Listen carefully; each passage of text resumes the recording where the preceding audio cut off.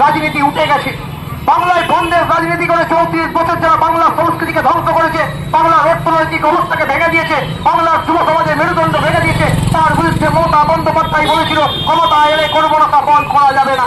তাই আমরা এবারও আমাদের নেত্রী বলেছেন এই বন্ধ যাতে বিফল হয়, এই বন্ধ কোনোভাবেই সফল করতে দেওয়া যাবে না। কারণ একটা দিন যদি বন্ধ হয় তার ক্ষতি সাধারণ মানুষের উপর পড়ে। তাই আমরা রাস্তায় থাকবো, আমরা এই বন্ধের বিরুদ্ধে আমরা আমাদের আন্দোলন চলবে। এটুকু বলে আমি আমার ছোট্ট বক্তব্য শেষ করছি। জয় হিন্দ। মমতা বন্দ্যোপাধ্যায় জিন্দাবাদ, অভিষেক বন্দ্যোপাধ্যায় জিন্দাবাদ।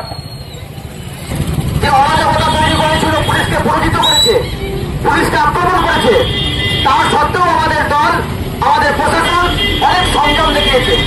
কিন্তু এই ঘটনার পরিপ্রেক্ষিতে কালকে সাম্প্রদায়িক বিজেপি দল একটা বন্ধ দেখেছে। সেই বন্ধের বিরোধিতার জন্য আমাদের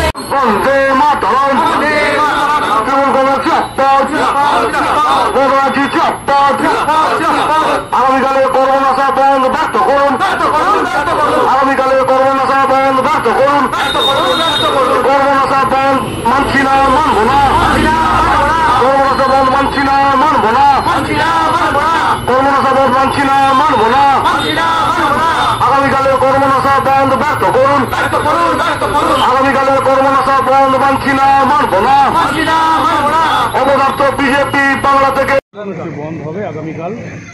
বিজেপি তো তারা তাদের রাজনীতির জন্য যা করা করেছে, অন্য দলেরও করতে পারে, কিন্তু বন্ধ করার মতো কোনো শক্তি নেই। আর তাছাড়া মাননীয় মুখ্যমন্ত্রী মমতা ব্যানার্জি তিনি সরকার গঠনের সময় থেকে বলেছেন, রাস্তা দিয়েছে ব্যবসায়ীদের ক্রেতাদের যে কোনো রকম বন্ধ হবে না। কারণ এই বন্ধ সত্যি করে কর্মনাশা এটা জনজীবনকে যেমন স্তব্ধ করে দেয়, তেমনি এই ব্যবসায়ী সাধারণ জন্য বন্ধ করে দেয়।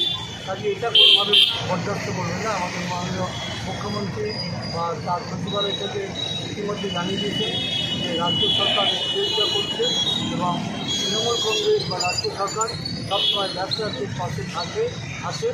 কাজে তারা যেন নিশ্চয় ব্যবসা করে। কালকের বন্ধকে মানে মানে যত তাড়াতাড়ি মানে বন্ধ করা যায় তারই জন্য কি আজকে কোনো মানে বন্ধ করা যায় মানে কি যাতে বন্ধ না হয় না তাদের দোকানপত্র খুলে রাখে, সেই নিয়ে আমরা আবেদন করেছি সর্বত্র। মেমারি বিধানসভা ক্ষেত্রে এই বন্ধ ফেল করবে, ব্যর্থ হবে, এখানে কোনো রাস্তার কোনো বন্ধ কার্যকরী হবে। কোথায় কোথায় করলো দুবার করে প্রচার হয়েছে, এমনি বিভিন্ন জায়গায় আমাদের যে সমস্ত অঞ্চল নেতৃত্ব আছে তাদের মাধ্যমে রসুলপুর, দেবীপুর, আমাদপুর, বিভিন্ন জায়গায় ঘন্টা ব্যাংকে সব জায়গাতে আমাদের আবেদন করা হয়েছে ব্যবসায়ীদের কাছে, তারা যেন নির্ভয়ে দোকান